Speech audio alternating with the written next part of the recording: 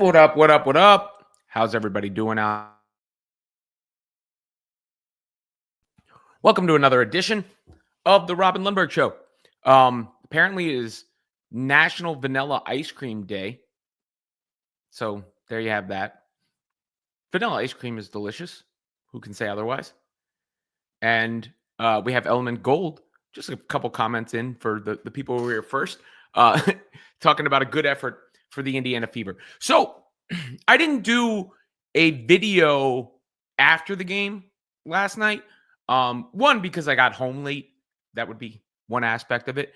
But also, it is getting hard to come up with another. I know it's my job, but a bit of insight or a take from a game like last night.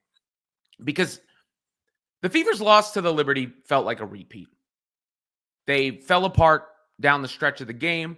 They played well before then. They were in the game. Kelsey Mitchell was lighting it up. Aaliyah Boston was playing well, facilitating, taking the ball up the floor.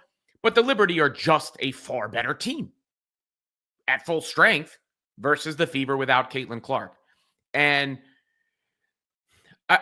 there's only so many words you can use when the real crux of the entire situation is Cece's health and when she'll be back and if she'll be back and how long she'll be out. Because we can't spend all of this time talking about Caitlin Clark and what she means for the team and what she means for the league. And then when she's removed from the equation, ignore that in this situation because it is the single biggest factor possible for the Indiana Fever. And that's the way I, kind of look at it. People like to talk about, the Fever being, they did that rush the Fever better without Caitlin Clark, which is just insanity, right? Like you have to be out of your mind to think that. And nobody actually thought that. It's just like an agenda. And then you see some of the numbers. This was put up by this account here. But the Fever, 8 wins in 13 games without Caitlin Clark, 4 wins in 11 games, or with Caitlin Clark, I'm sorry, 4 wins in 11 games without Caitlin Clark. I mean, it's right there for you. They're the Los Angeles Sparks without Caitlin Clark. They're the Phoenix Mercury and with Caitlin Clark, and that's with some narrow losses. Now, that doesn't mean the roster is without flaw. Some of the flaws in the roster when you play a team like the Liberty come out. I mean, the Liberty just have so much size. It was noteworthy before the game. Sandy Brondella was talking about how much they like size. And they have Brianna Stewart, of course, big. They have Jonquel Jones, of course, big. You have on top of that, Leonie Fibich is just big for a wing. Obviously, Emma Mieseman is coming in, is big. I'm interested to see how the Liberty, to be honest, put that all together on the floor because they could sacrifice a little bit by being oversized on the defensive end. The one thing in the WNBA, though, is there aren't that many stellar perimeter players to punish that like there is in the NBA, which I think you could punish an oversized team that doesn't move that well side to side laterally. I don't know if that's quite the case. But to have some broad, huge takeaways when Caitlin Clark isn't playing is just wasting time. It's like yelling at the clouds. Now, again, roster construction for the Fever, talking about the opposite. They're too small across the board. As great as Kelsey Mitchell is, small. Erin McDonald, small. So that is a factor when you're trying to guard and match up with teams. Definitely a factor.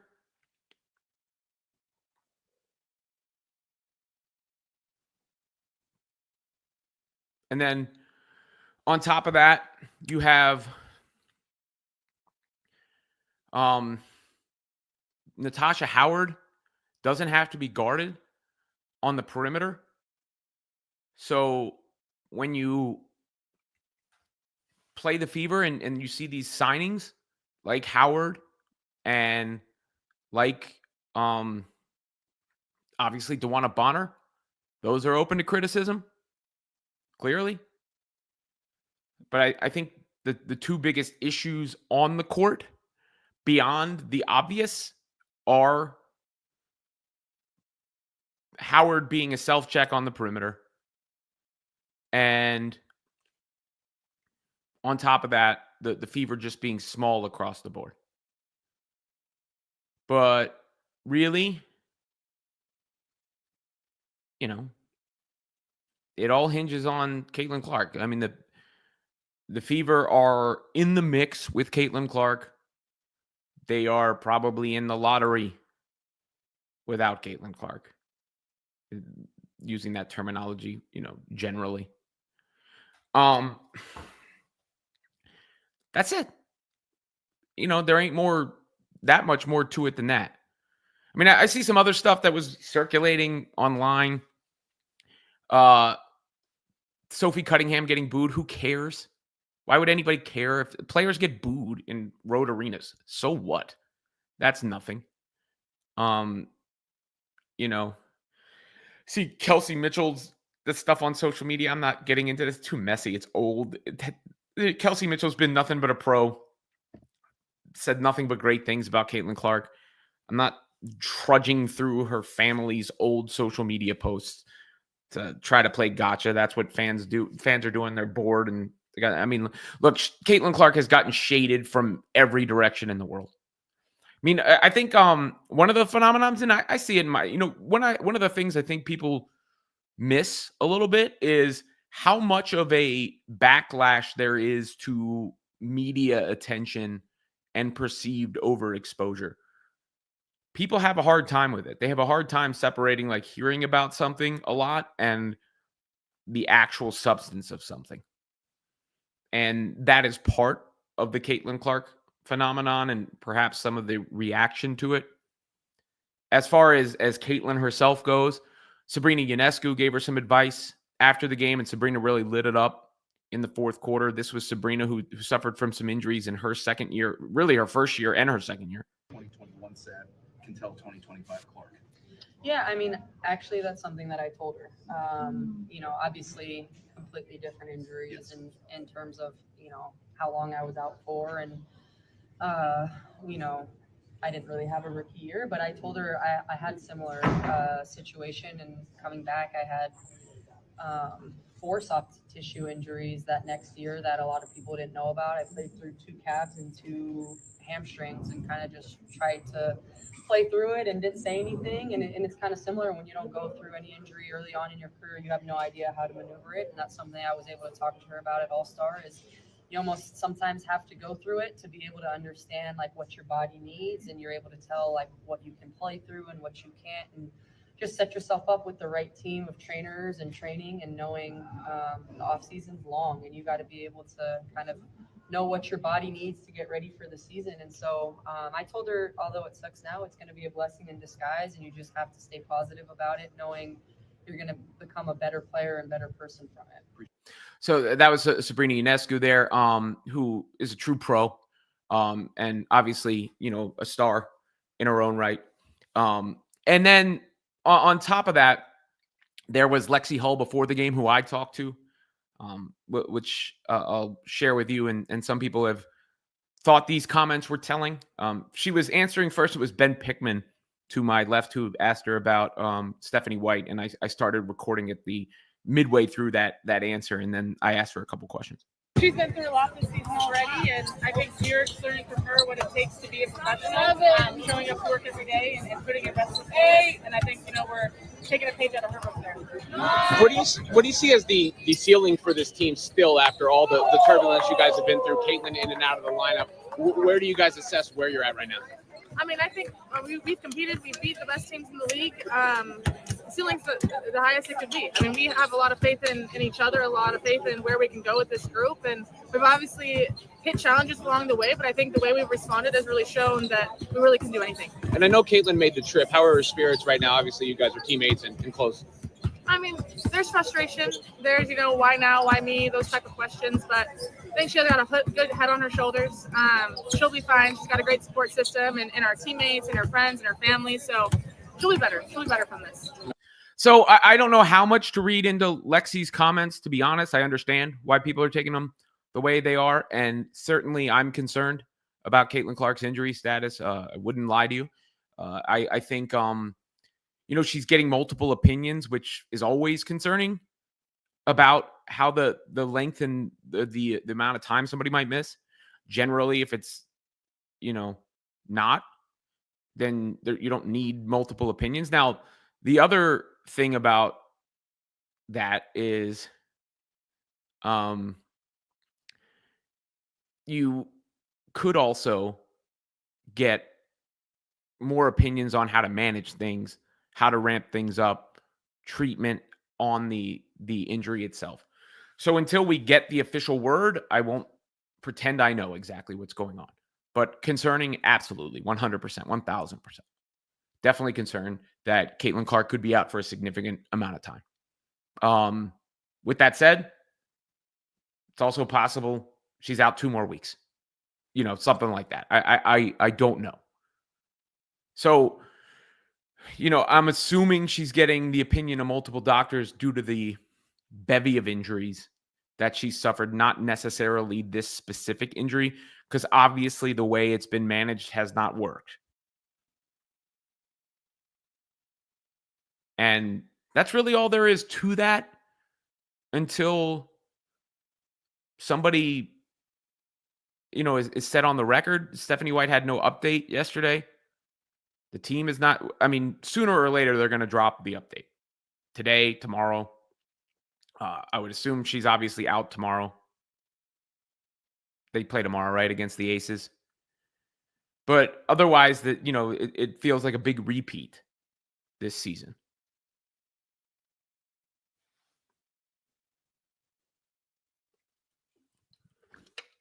But I could see 4 to 6 weeks. I could see 2 to 3 weeks.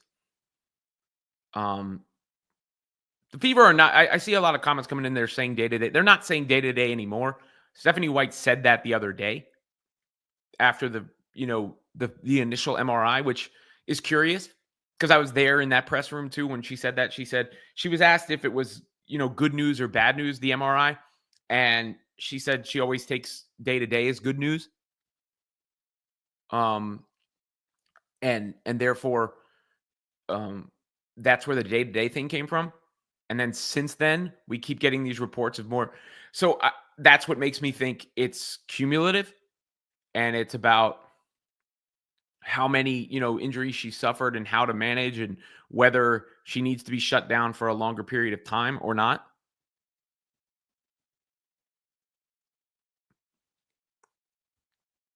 That's about it.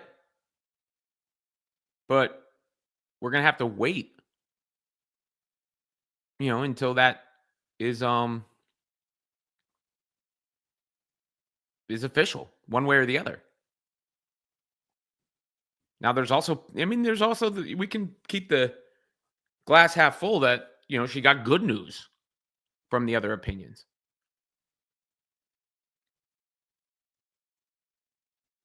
That's certainly possible as well. Please like and subscribe to the channel. Get those comments in. Thumbs up. All that. Member chats, super chats go first. Remember, I will organize that. I'm not forgetting. We'll do a member event of some sort next week, okay? Probably just a hangout, casual, half hour or so. Hang out, chop it up, get to know each other on a more personal level. But, yeah, that's about it. There's just not that much of substance to say. And I know it's my job to do that, but I'm also not going to rah-rah for the sake of rah-rahing.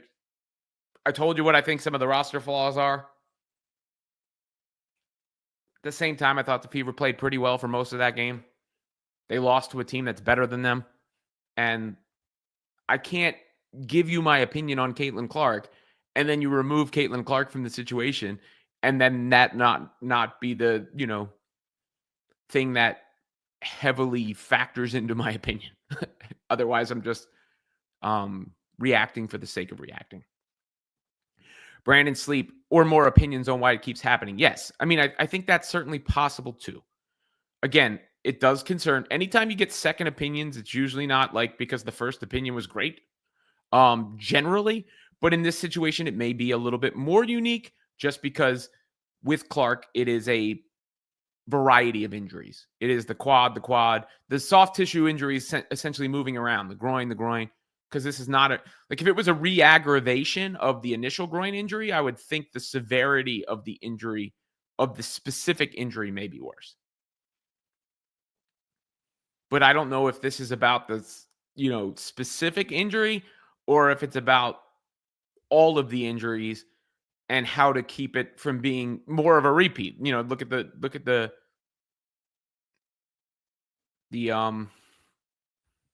lower third there. So that's obviously certainly possible as well. I don't know.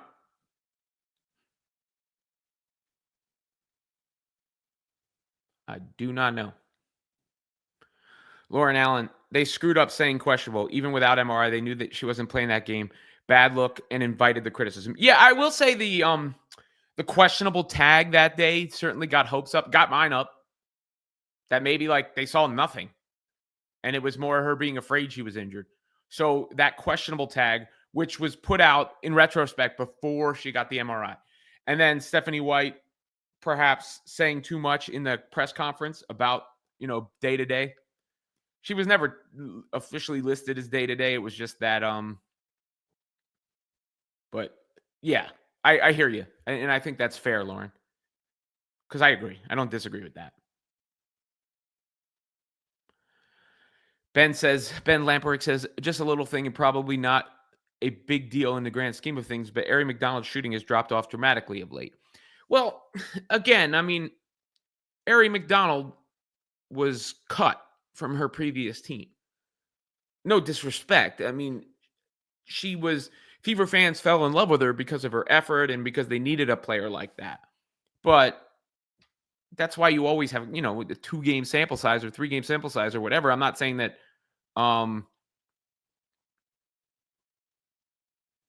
that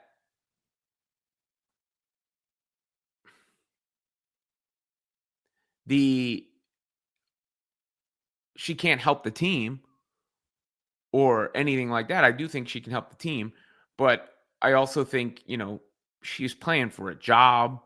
She had everything on the line, and it's hard to maintain that over the course of the long haul.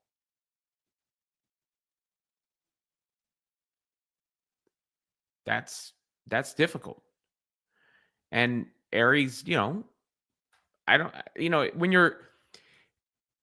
if your main things come down to Aari McDonald, you got a problem in the first place.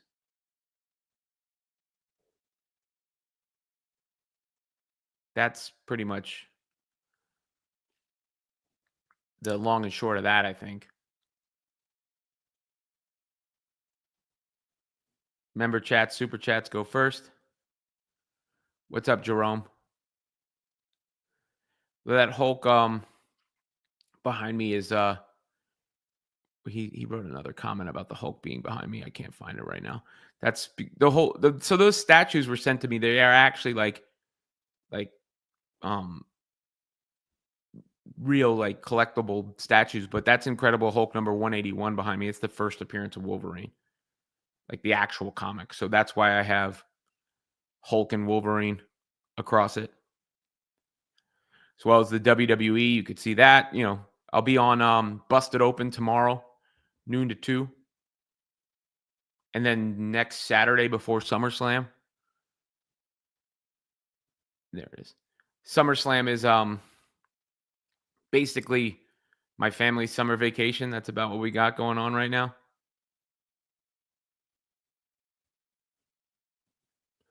Segmag Solution says, I had 2 issues with coaching yesterday. A rigid use of rotations without regard to situation in the end of game. Also, lack of use of Timpson to offsize the size deficit. Yeah, Timpson did not play at all, I don't believe. Fair.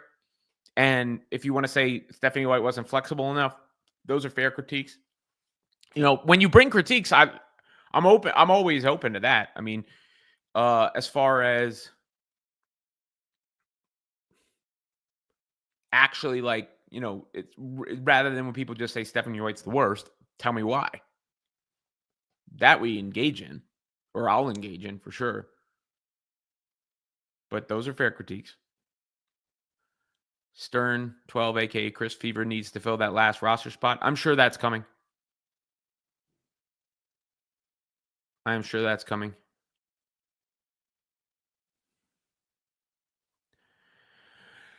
I don't think they put the questionable tag on. Barclays Center does good ticket sales without Caitlin Clark. Those were Liberty games. The Liberty have a great crowd, guys. You know, I've been there many times. They have a great crowd.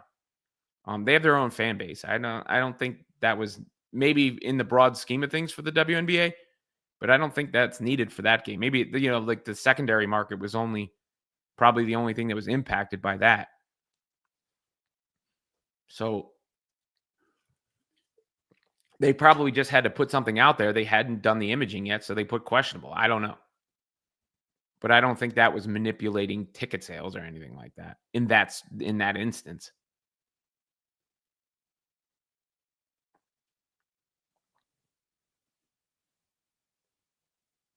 For real. I mean, we'll see. We need it. There's also, like, sometimes things are what they are, and they're not any deeper than that, right? Like, Caitlin Clark is being evaluated by multiple doctors. She's probably being told her options, and then she's going to choose her option. And maybe she hasn't chosen her option yet, and that's what we're waiting for. At what point do we declare it's too late for CC to save the Fever? I would say when they're eliminated from the playoffs and she's not on the floor. I mean, look, a lot of teams make the playoffs in the WNBA. You don't have to be good to make the playoffs. 8 teams make the playoffs. 1, 2, 3, 4, 5, 6, 7, 8. Right now, the Washington Mystics are a playoff team. The Indiana Fever play the Aces next, a very winnable game.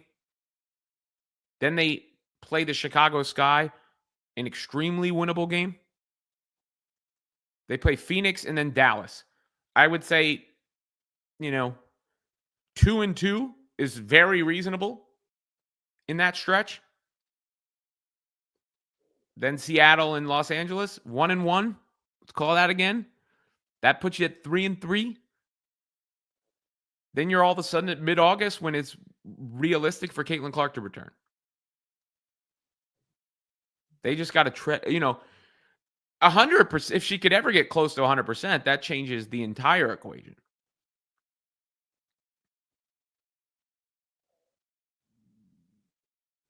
Barclays is great for Liberty games. I mean, it could suffice that Sophie's on the other team for why they boot her. I don't know why they boot her. Sophie's that agitator anyway. So I don't know if it's the MAGA Barbie thing or if it's, by the way, the MAGA Barbie thing, I don't even really understand because I don't know what Sophie did or said. Everybody has latched onto that. I guess she reposted some stuff once. I don't know. I've never heard her talk about it. So it's hard for me to make that her character. But Sophie's, the one who said she's going to stand up for the team and threw another player to the floor and is a feisty personality. So they want to boo her. So what? Who cares? It's not like the WNBA, the amount of softness across the board. Players get booed in sports. Who gives a shit? Could you explain the change in the free agent regs next year? I don't know what you mean. Most of the league is free agents next year.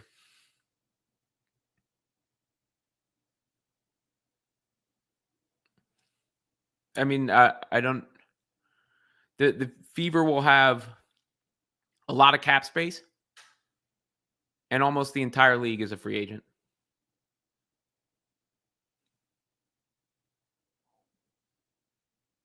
That's it. But, nobody has to root for players or people can boo who they as long as you don't cross the line. That's my issue. Of course, nobody wants to see things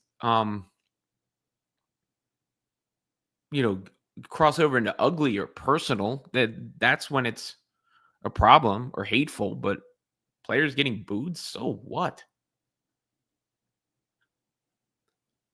Like,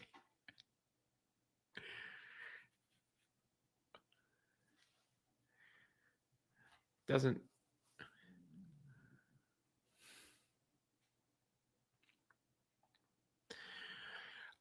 did you address NECA's act? So this is the play I think you're talking about.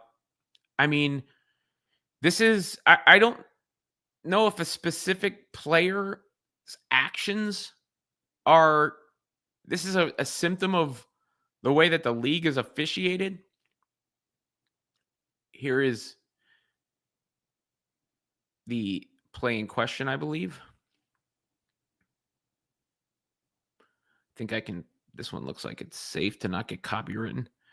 But there was a tussle and then a little extra emphasis put on whatever happened there. Yeah, I mean, my issue always goes back to the refs in these cases. Because when the refs don't take the appropriate action, then the actions are essentially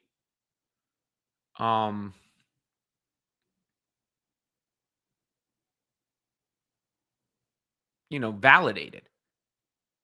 You got to throw people out of games. You can't throw somebody to the floor and then taunt them, throw them out of the game. Marina Mabry knocking Caitlin Clark over, throw her out of the game. That's the way that stuff gets legislated. Otherwise, people are competitive and you're allowing the stuff to fester.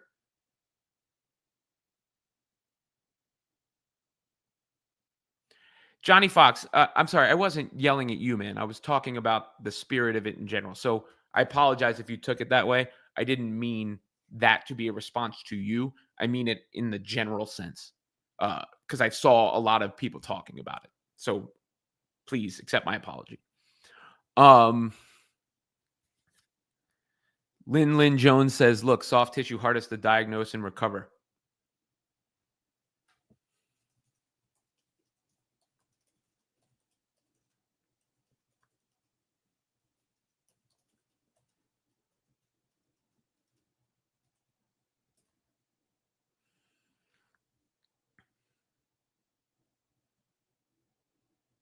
But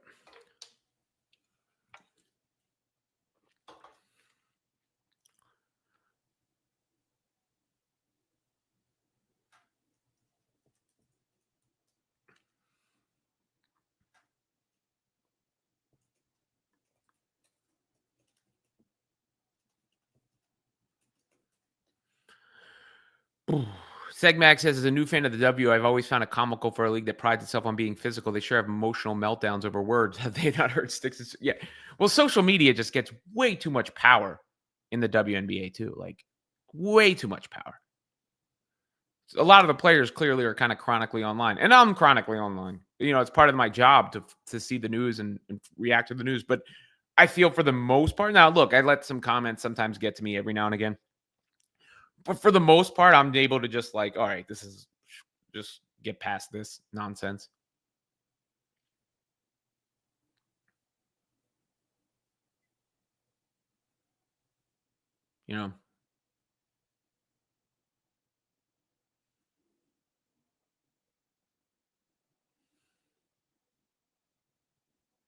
That's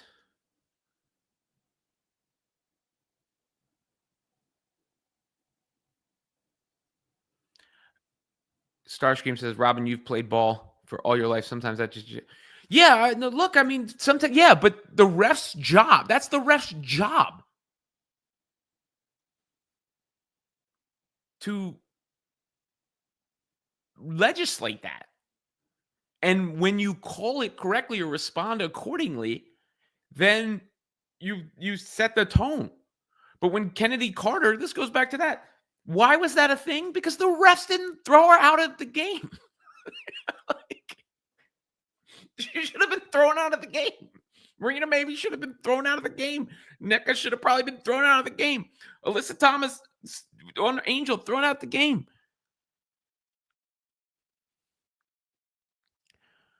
Brett Atwood says, I'm going to take speculative license with Caitlin's seeking individual advice. I feel like she's exploring alternative treatments such as stem cells, which may require her to travel. That's also, look, I don't know.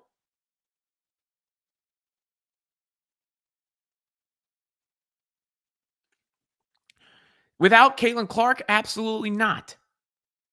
But again, I'm like, it's like the comment says, do you still think this team is contender? I haven't seen them with Caitlin Clark healthy enough. But with Caitlin Clark healthy, they're in the top 4 teams in the league, which is close enough to a contender, right?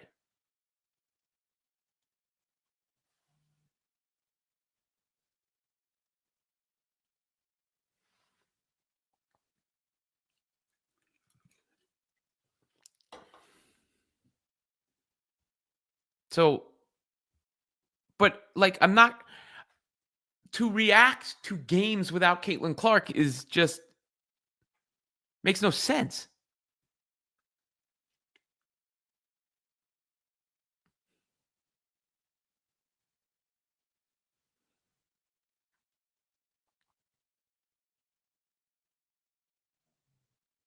Carol Ryan says, I hope she's exploring stem cells.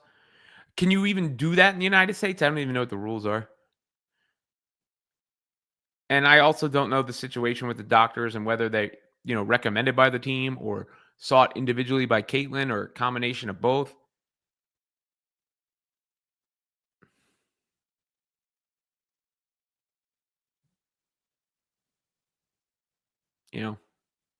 All factors.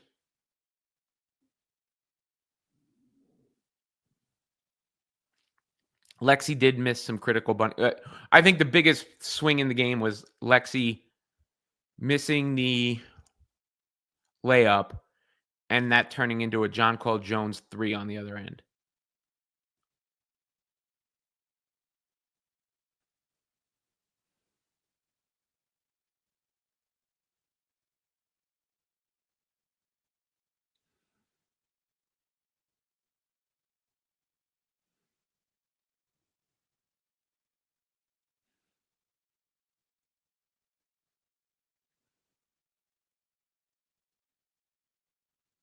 Please like, subscribe, all that stuff. Member chats, super chats go first. Like I said, we will do an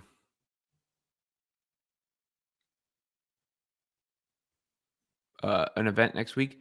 So, Tony, by record, the Fever are a top 5 team with Caitlin Clark. By record. By statistics, the Fever are a top 5 team on the season. And that's with Caitlin Clark missing a bunch of games. So I don't know what you want me to tell you. But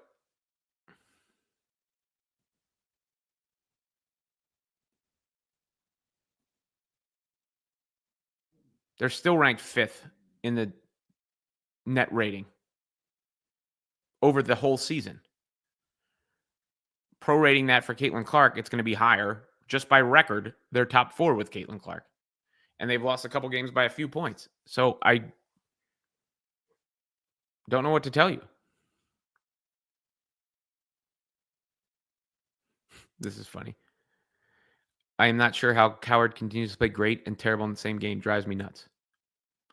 Chris Ward says Kelsey Mitchell's mom's extra marks. What did Kelsey Mitchell's mom say? I don't think Kelsey Mitchell's mom said anything. I think the thing that's getting thrown around is Kelsey Mitchell's sister from like a month ago.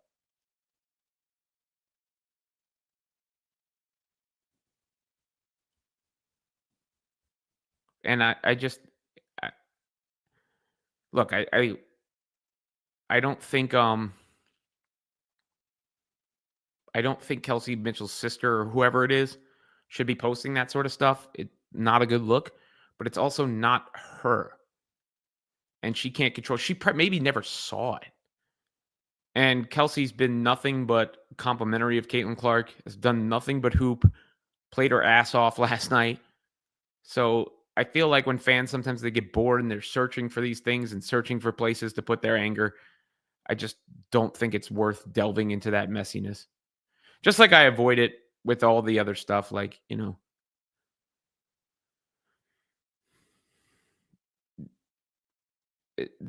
too much focus on social media.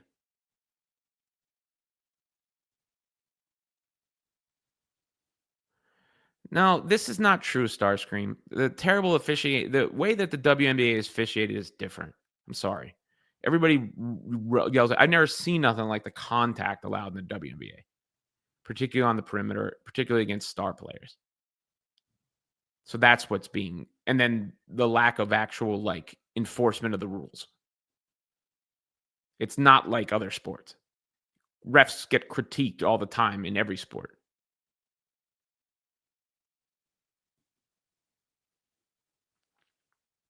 C squared.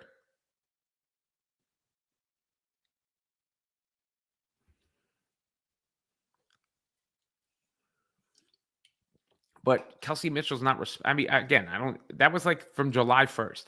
In a sense, I would say the Fever fan base that's spreading that when no one saw it is being just as toxic. Because otherwise, no one would have saw it and noticed it. Not to say it's a family member should not be like. I don't get where it comes from. I don't get this resentment to Caitlin Clark. I don't. It's one of the wildest things ever. From a just like I think like Seth Rollins said it best. You're polarizing for no damn reason.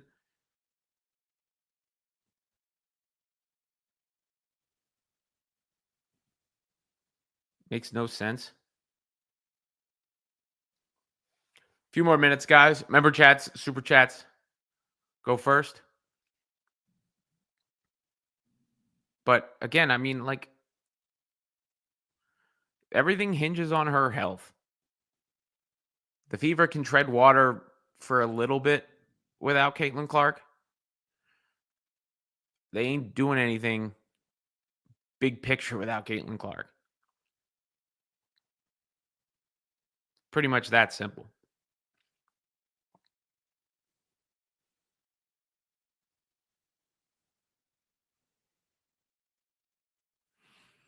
Pretty much that simple. And we can go through other things and other factors and other takeaways. But, the main thing is the main thing. KD, same fans pushing this Kelsey sister stuff are the same people who crap on Cece's boyfriend who is crazy supportive. It's all drama to them. Yeah, like people are addicted to that drama. And again, like, so who is being helped by boosting that and posting that? Doesn't mean the person who posted it in the first place should have done it, but it was sitting there dormant for 3 weeks. No one noticed it. Why do it now? If you claim to want to help the team and be a fan of the team, how does that help or, do anything? What's productive about that?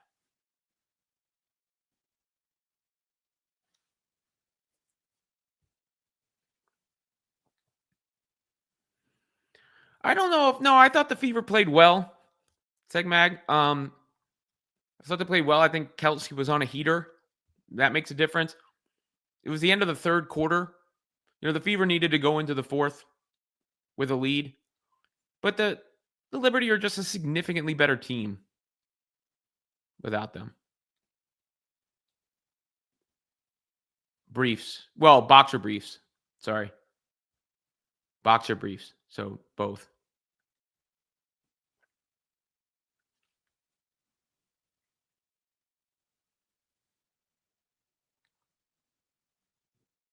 Like, subscribe, all that. Member chats, super chats go first. Appreciate what we've gotten so far.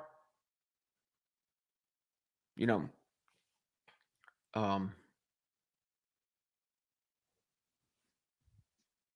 wait, what did I do?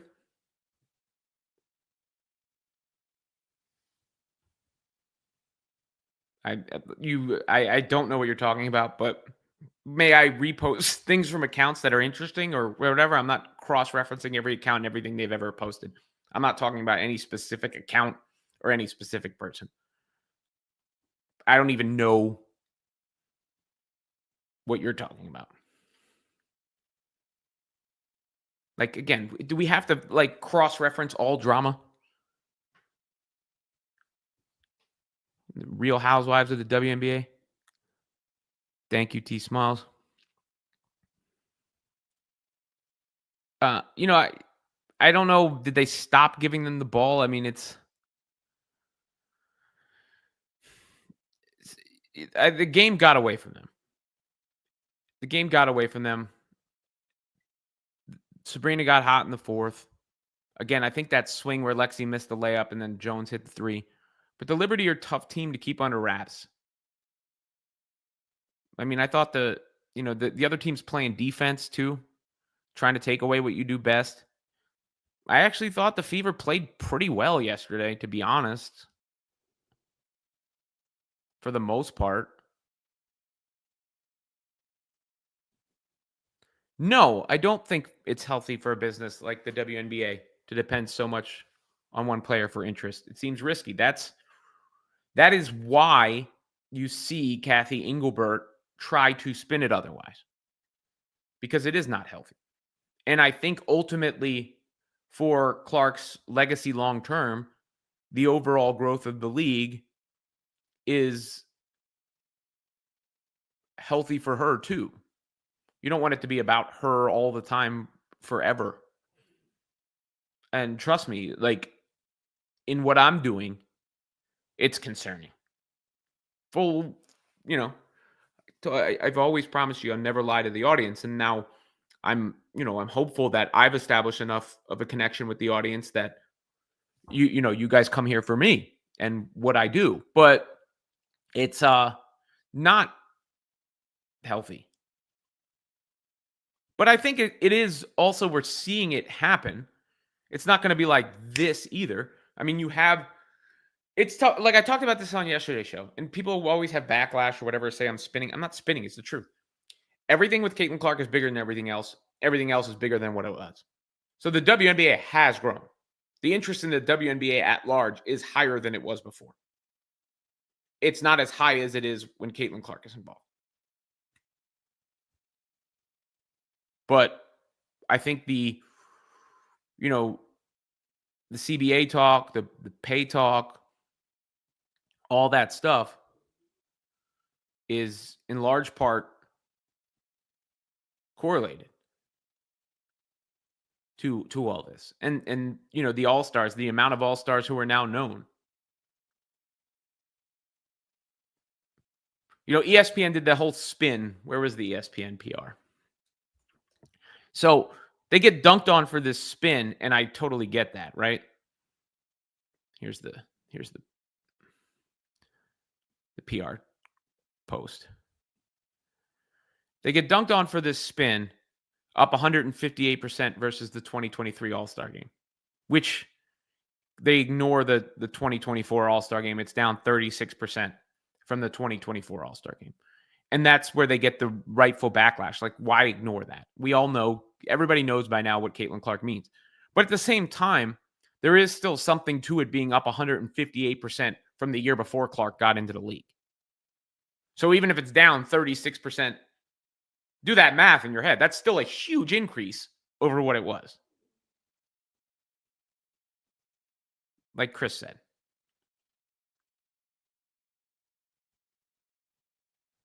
Or Dennis said. 2 years ago, I couldn't name one player in the WNBA. Now several of them are well known.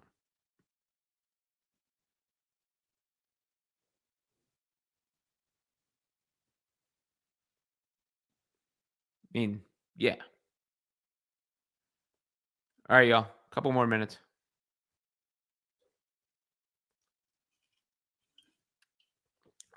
Get those likes, subscribes in, comments in. All that stuff. But you don't see any other league separate one player from the rest of the league in the way that they evaluate their data and numbers. Yeah, I've never seen that with LeBron or Tom Brady or Steph Curry or anybody else. Patrick Mahomes, whoever, list goes on and on. Even Tiger Woods, I'm sure they didn't do it in golf. It is one of the strangest reactions to anything I've ever seen in my entire life. When do you guys want to do it? Let's plan it. We could do it right after a live show. One day next week. Let me know. Let me know what works for everybody.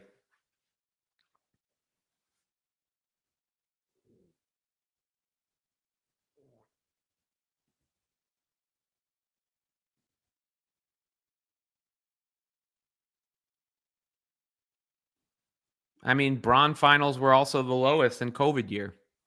Of course, yes, rating, but no one's ever had an effect like Caitlin Clark on a league either in our lifetime. Like one individual LeBron does not move the needle like Caitlin Clark does relative to the rest of the NBA. He just doesn't. And I've seen LeBron talk. I mean, like you can go look at the difference. You're not seeing like the drop off is not. There is a drop off, but it's not the same. And Steph, I believe, draws better ratings than LeBron. After the show, okay. Mid-morning works. Early afternoon works. After live show works. Let me look at my calendar real quick while we're here. Which day? Anybody have a day preference? We'll lock it in. We'll do it after the show. Right after the show one day next week. Okay? So that's the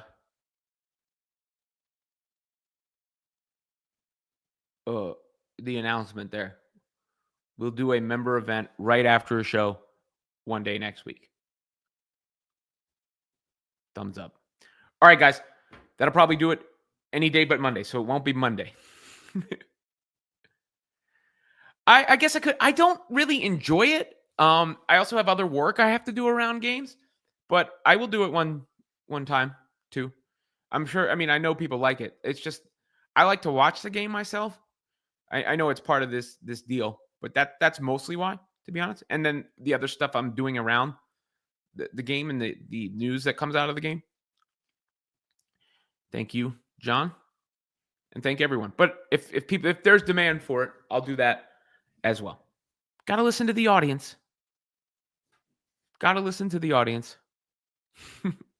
But yeah, we'll do a live stream for members next week. And as always, guys, I appreciate you.